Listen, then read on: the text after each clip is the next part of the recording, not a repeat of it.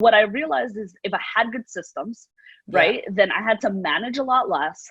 I could really train faster and I could hire better, right? Yes. So if I could do this, then I didn't have to manage as much. I didn't have to be like so much in the weeds. And that's where I would say like I really got my systems in and really understanding how important they are, especially when you're dealing with such high stakes, high volume, and so many people. Welcome to the Kind Boss podcast, brought to you by Outsourcing Angel, an Australian-based social enterprise that specializes in helping business owners free up their time and reduce staffing costs, while helping to create employment opportunities for people in developing countries. Visit outsourcingangel.com today. Now, let me welcome your host, Linh Podetti. Hello, kind listeners. I'm Linh Podetti, the host of the Kind Boss podcast, the podcast that shines a spotlight on bosses that lead by doing good and being kind. And today we'll be speaking to Juliana Marulanda, founder of ScaleTime. Juliana has helped over 200 digital agencies become lean, mean, and profitable machines. ScaleTime's expertise is in developing strategies for business owners to free up at least 40 hours a week. With the right systems and processes in place, clients can scale faster and can take themselves out of the business. Listen on as she shares how her team helps founders do what they want, how they want it, and whenever they want. Okay, so welcome Juliana on my podcast. How are you? I am a great, Lynn. Welcome. I'm so excited to be here. Yeah, and thanks for waking up really early. It's 7:30 a.m. for you in New York, and it's 9:30 p.m. for me. It's like completely opposite time. How do you feel this morning? I am feeling caffeinated almost enough. So cheers. And you know what? I've always loved the American kind of culture anyway. You're always kind of very upbeat. Like I've never kind of seen a mellow American before. Is there such a thing as a mellow American? Definitely is. I think it's very regionalistic. I'm in the Northeast. I'm in New York, right? So we're like super upbeat, almost to a detriment. Yeah. Where it's like go, go, go, go, go, like, you know, and then, but I would say, you know, on the West Coast, it's definitely like more mellow and more chill. Juliana, tell us more about you. Like, what is the one thing that people think of when they see you or when they hear Juliana? Describe that person. I've been called a systems ninja. These are not my terms. And I think that, you know, like that's been very apropos or very accurate to what I do, right? You know, because I create systems and operations. And, you know, and people are always like, oh, like even my personal life, right? Like, yeah. You know, me and my good friends are like, hey, so I want to do meditation right now. What's the app, right? Like, or what's the technology? I've got an app for you, you know, or like, you know, in our personal lives and just like, and even in our, you know, right now with everything going on with Corona, oh crap, like, you know, like, do I do food delivery and blah, blah, blah. And I've been doing this stuff for years now, right? Because even in my, you know, I kind of eat my own dog food in every area. And I'm like, well, yeah, like if you're in New York, these are the places you can order food from. If you're in the West Coast, this is what you can do. And just being very systematized is usually what people think of, I would say, when they think of me. Yeah, and ScaleTime. Tell me more about that. I know your company helps agencies with systemizing and scaling their business. And so, yeah, tell me more about that.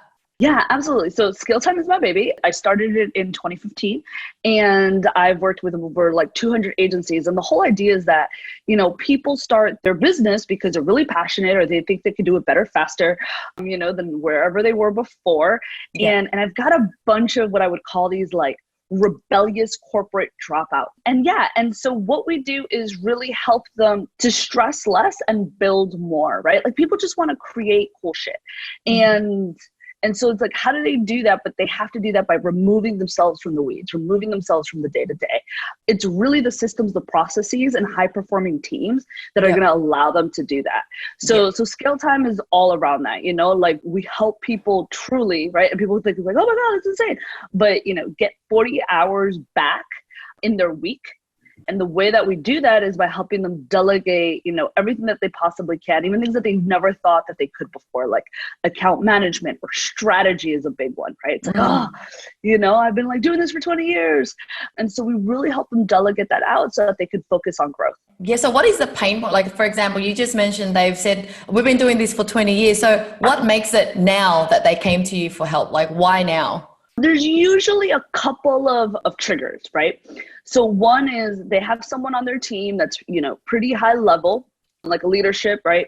It could be like a project manager or creative director, someone that's leaving. All of a sudden, they're taking all of that sort of institutional knowledge with them. So really, like when someone who truly owns a lot of your knowledge leaves, you find that there's a lack of documentation, lack of metrics, lack of performance, because you're like, that's a big one. Another big one is they've just hit a ceiling, right? Like there's just no bandwidth in the team, and they want to be able to take on, more clients, but they're just like, crap, like we've got a pipeline, we've got people coming in and we're rejecting, right? So like if you're rejecting leads, and then there's what I call the sexy client thing, where they're like, oh my God, we have this opportunity and there's this sexy client and like we really want, but they feel like, and they know that they're just not gonna be able to deliver, right? Because either their deliveries are not on time, or like they just don't feel like as buttoned up as they would want to. Yeah. And that's usually a big one, right? So there's some kind of like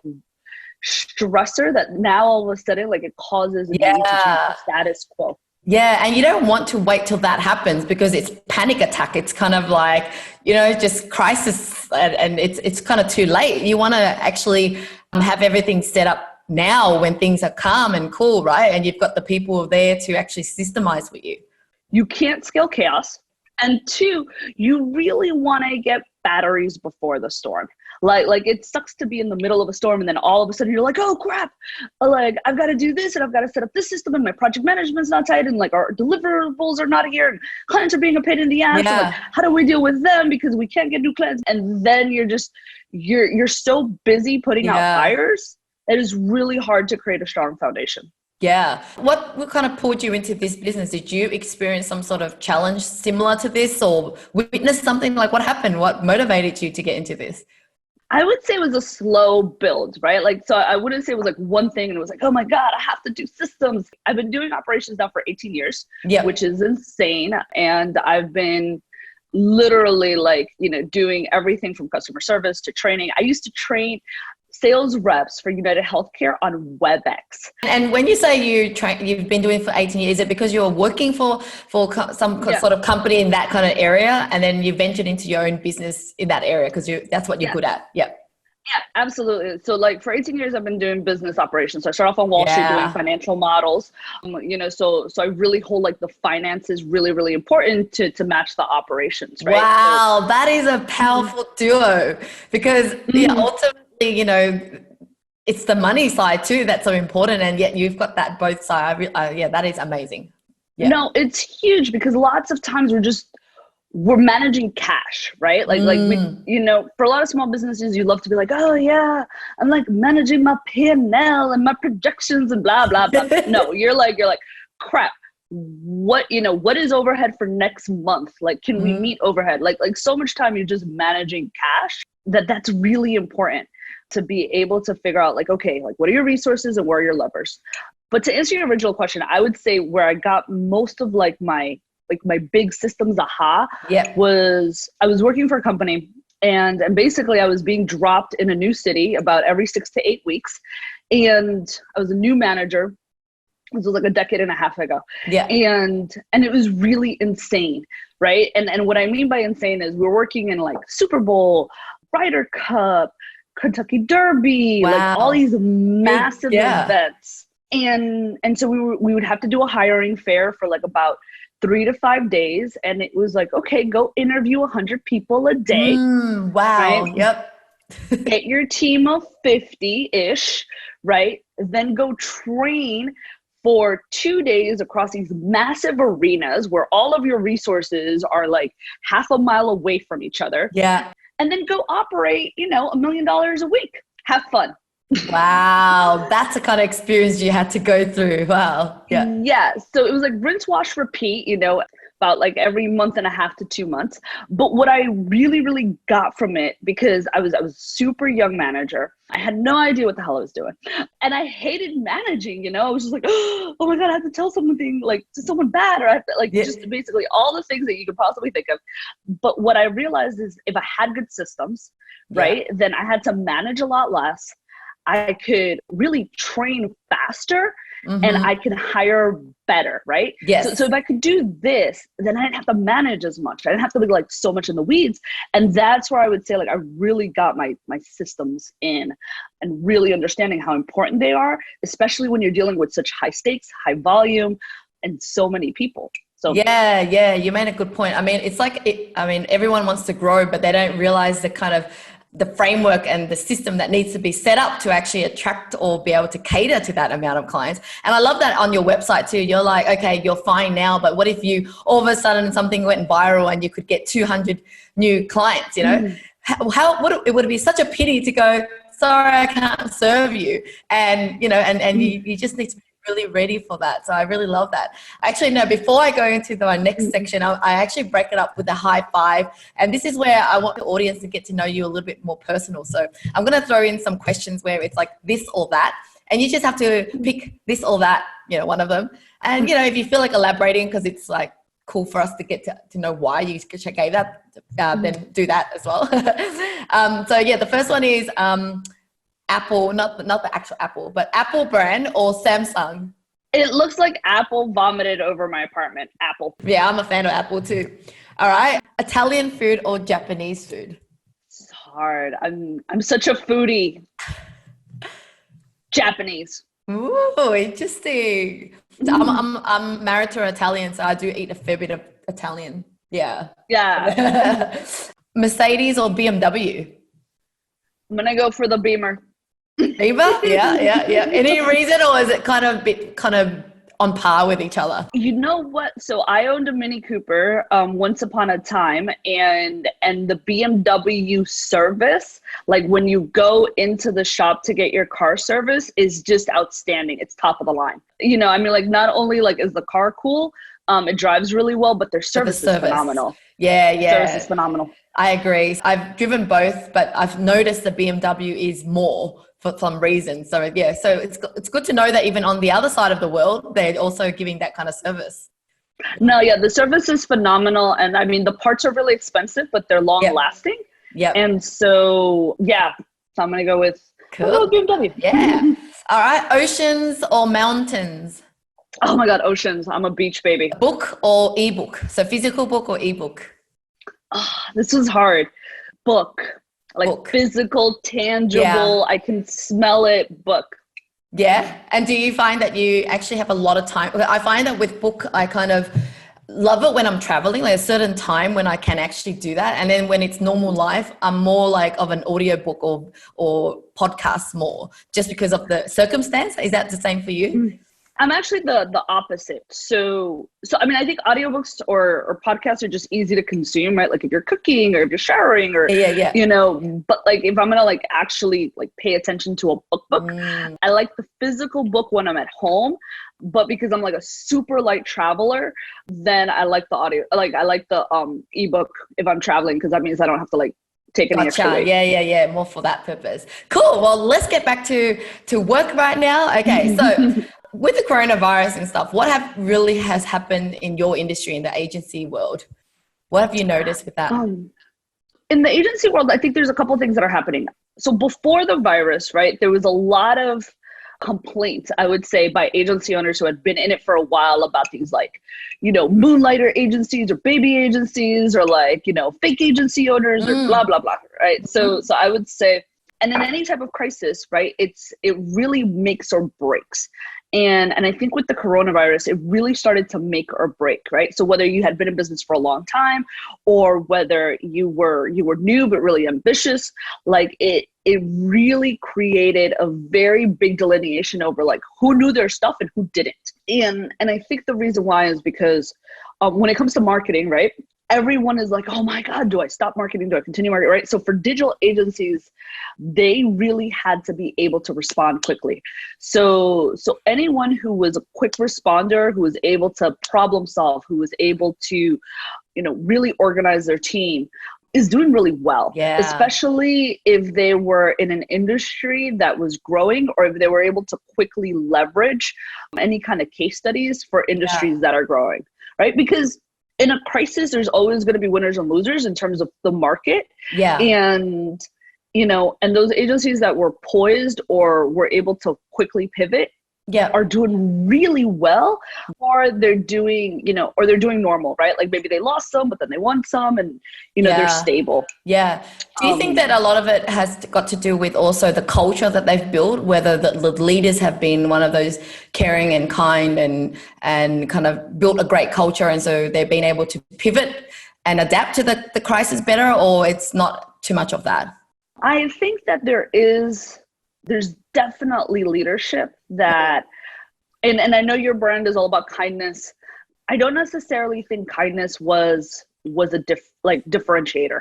Yeah. I think people who were relationship builders is a differentiator, because whether you're kind or you're not kind, but you understand relationships, and you were able to support your clients quickly. I think that was a differentiator. And also, like, if you were calm, cool, and collected, right? Like if you had sort of that consistent, reliable sort of leadership style where the team followed. Because right now you have to think about it, like teams are freaking out, right? They're like, oh my God, am I going to keep my job? Am I going to lose my job? Right? Like, I had one client who had a big office, and so I think this was about like 3.5 weeks ago, everyone had to take like their workspace, like, okay, take your laptop and you're this, and like basically like haul it home. Right. And that's a little scary to like not only do it yourself, but like see all of your team members doing it, and you're like, when are we coming back?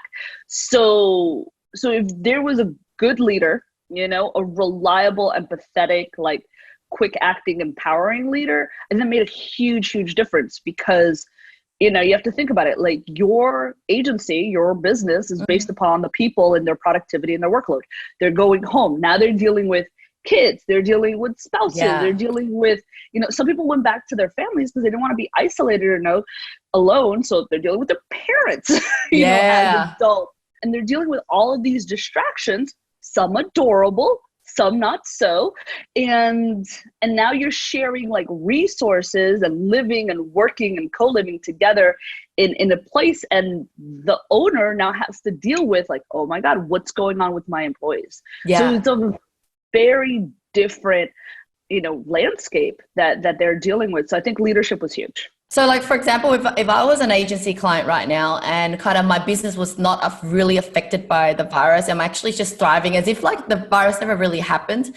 Then if I came to you for help right now, what would be the first step? Like, what would be the first thing you look into my business to help me scale? So like, I want to be I'm right now a $2 million business, and I want to go to 5 million in 2 years time, right? And my business is as if it's never been affected by the pandemic. So how would you look into my case? What would be the first step?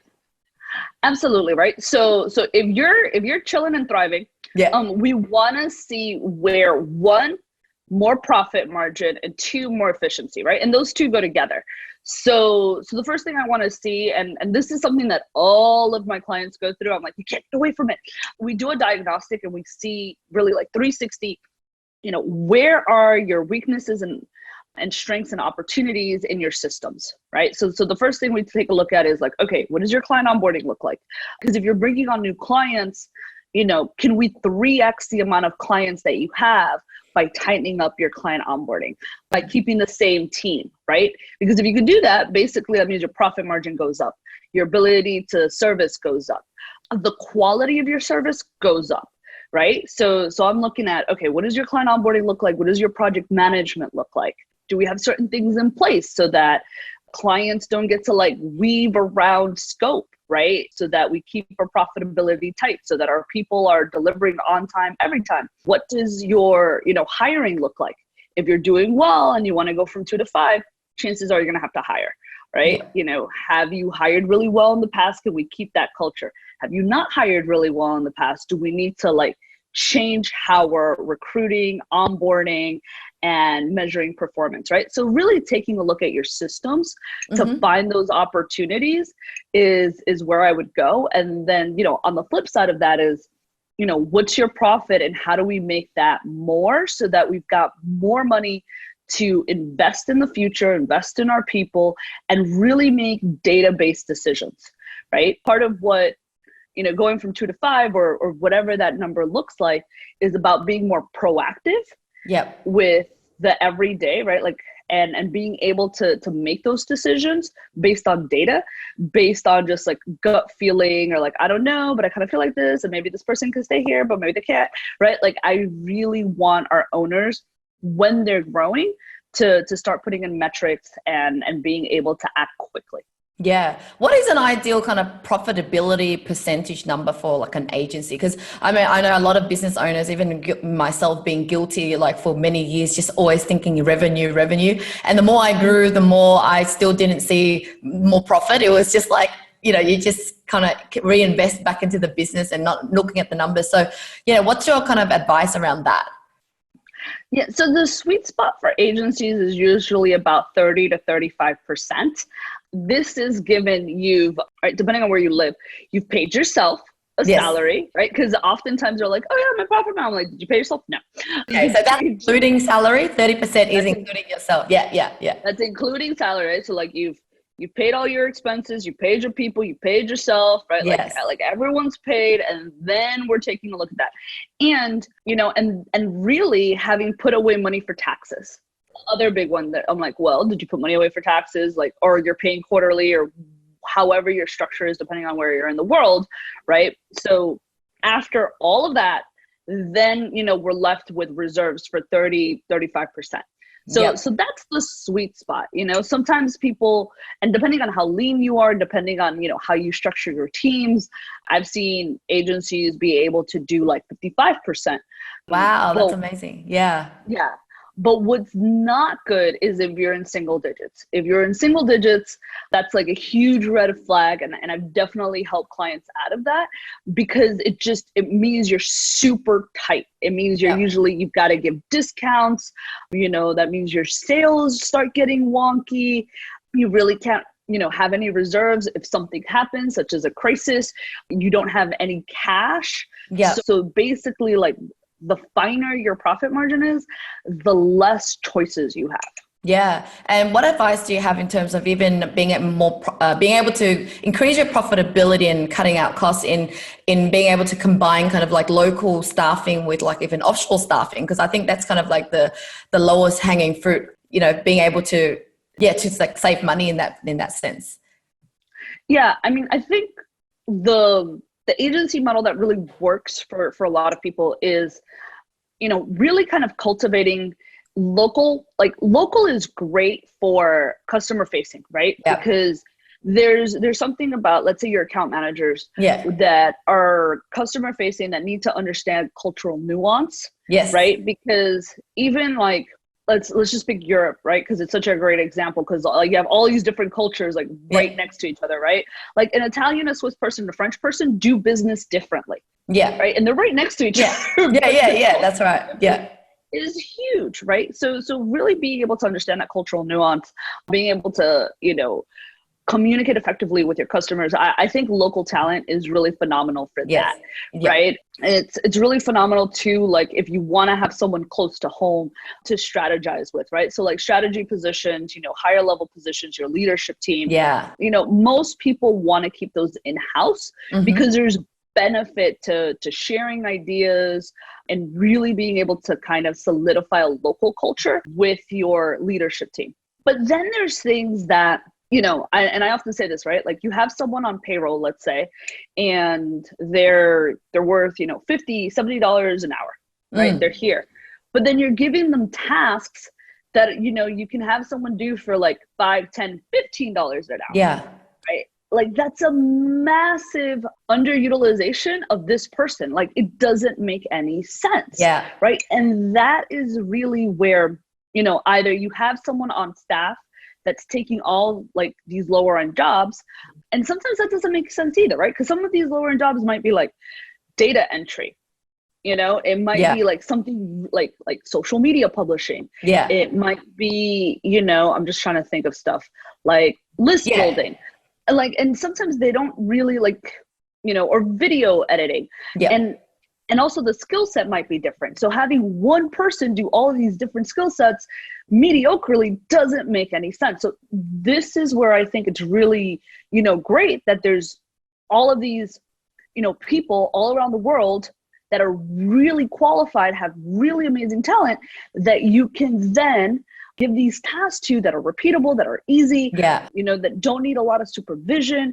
And you can definitely, then find the really high-end tasks to the people that you do have and give some of this more, lower, payment type of wages or salaries to offshore. And that, like when you have a good mixture and a balance of that, like your profitability can really increase.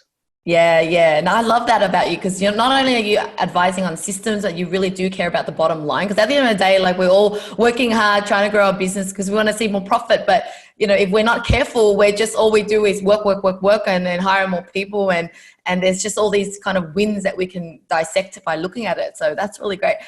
Okay, so now what's the case study of, let's say, all right, someone's in need right now, like their business is shaken, right? The crisis hit. And so a lot of clients have started to cancel. They're in need of you now. They're wanting to come to get your help. What would you do, or what would be the first thing you help them with? Yeah, absolutely. So I've put together some crush the crisis systems, if it were. Yeah. Right. So, like step one is really like all around, keeping cash, right? Because right now you're like, you got to protect your cash, right? Mm-hmm. If everything's all over the place, have you spoken to all of your clients? Have you, communicated with everyone? I call this engine lighting your clients. Are they a red, yellow, or green? Are they like, so tell me more about that. What's red, yellow, or green? What does that mean? So it means like, because some people have sent out email communication. Some people have like, touch base. Some people haven't touched base with all of their clients, right? And so they're being like texted and like a text comes through and like, your body kind of goes like this. You're like, oh crap, are they canceling? I don't know. Right?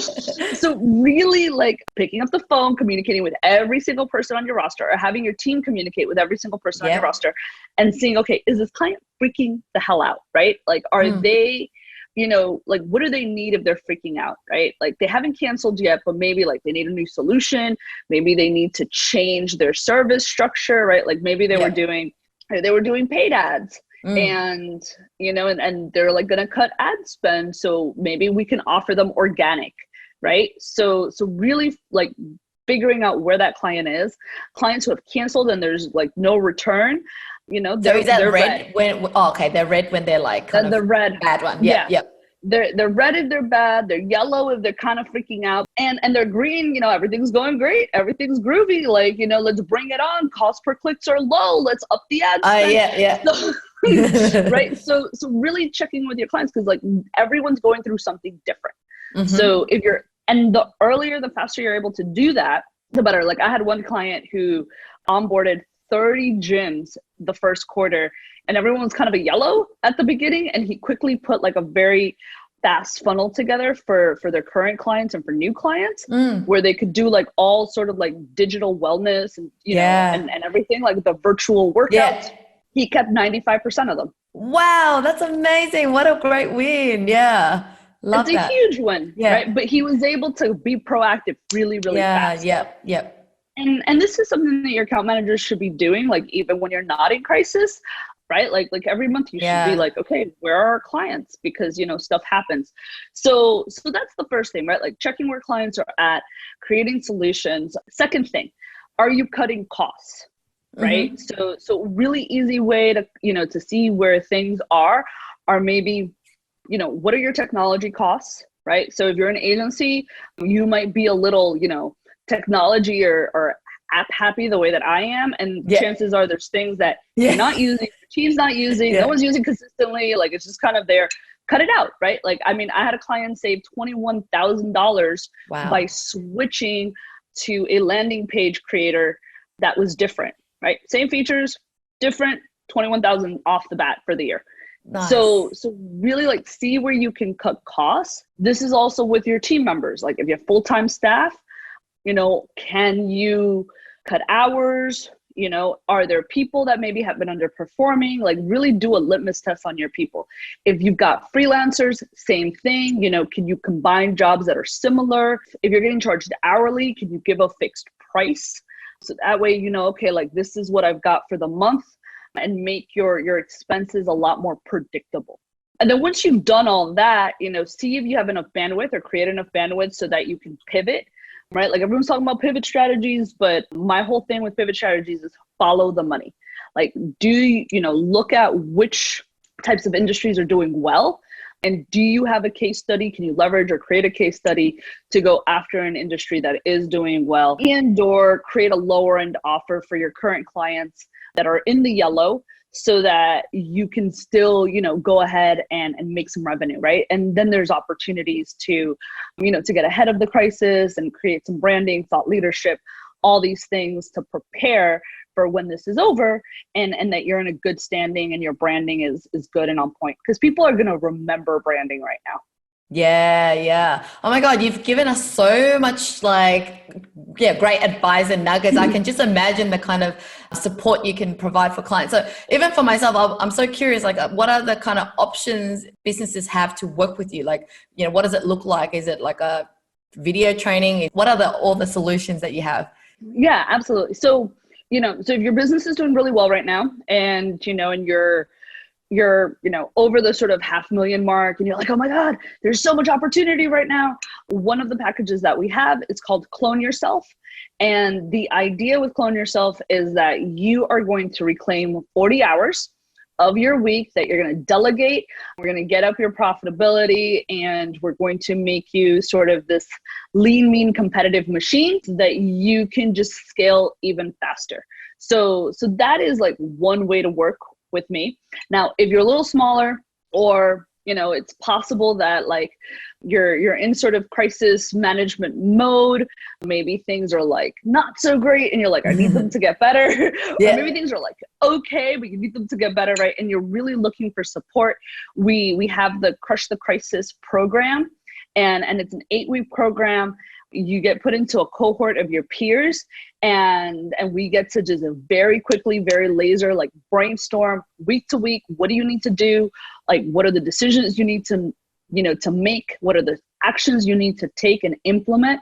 Right now, I laugh and I'm like, it's survival of the quickest. And we really need to be able to just keep moving forward. And there's so much information right now. I'm like, webinars aren't cutting it, you know, more education really isn't cutting it. What we need to do is figure out like, what are our next steps? And Crush the Crisis program is really allowing you to do that. Again, you know, we're figuring out how to keep cash, cut costs, and honestly, like at the end of the day, sleep better at night. So we can get all, you know, through this together. So I would say right now, those are the two options. Cool. So with those two programs, I see that it's a bit of like a community support, accountability kind of thing, as well as you provide kind of all the systems and analysis and templates and checklists and everything they kind of need. And is that kind of like after that kind of period, do they still continue to work with you, or is it kind of like you're all set and go? Is there an option to continue to grow together, or? Yeah, absolutely. You know, if you graduate from, you know, from Crushing the Crisis to Clone Yourself, we have stealth teams, and that's an invitation only. Once you've delegated the 40 hours a week, and really what that is all about is now, you know, you're in sort of this owner seat where you're like, okay, I've delegated everything, but now I really need to be kind of the pilot of the ship and have all of my dashboards, right? So we get really into metrics, you know, creating metrics for all the different parts of your business. So your sales, so you can like just see it, for your operations, for your production and delivery, you know, so basically you can anticipate problems before they happen, and create autonomous high performance teams, right? Because one of the things is, even if you've delegated everything out, if your teams can't make decisions without you, if they can't, you know, put out fires without you, you're still getting pulled back. So stealth teams is all about creating these ninja teams that can run fully autonomous, you know, fully kind of replicate themselves. Yeah. And you've got the dashboards and measurements to see what everything is happening. Wow. And yeah, so in theory, right, and we've had a couple of people do this, you can truly outsource your CEO job to somebody else. Oh my God, that's amazing. I can't wait to do that. So like with everything you mentioned, I mean, it sounds so applicable to even other businesses, not just agencies, right? Like you'll be able to see kind of all those metrics things. So would you be able to help people in other industries, or it's just kind of marketing agencies? For right now, we really help marketing agencies. Like, I will take other types of businesses on a case-by-case basis, but the focus right now is on agencies. Yeah, that's your specialty. Cool. Well, guess what? It's already like, I think 30 minutes or more since we chatted. And I love talking to you because I can actually relate. I used to run an agency and I know the pain of growing an agency, and I didn't do the right things. I wish I met you then. Before we ended, because this show is about the kind boss, and I did invite you here because I felt you were so kind. I was like, I want you to come in here. The question is, what does a kind boss mean to you? I think a kind boss, to me, it's someone who has reliability, right? Because I think kindness is reliability when things are good and when things are bad, right? Because when things are bad, sometimes kindness kind of goes out the window. So I think kindness is really consistent reliability. And I think it's also empathy.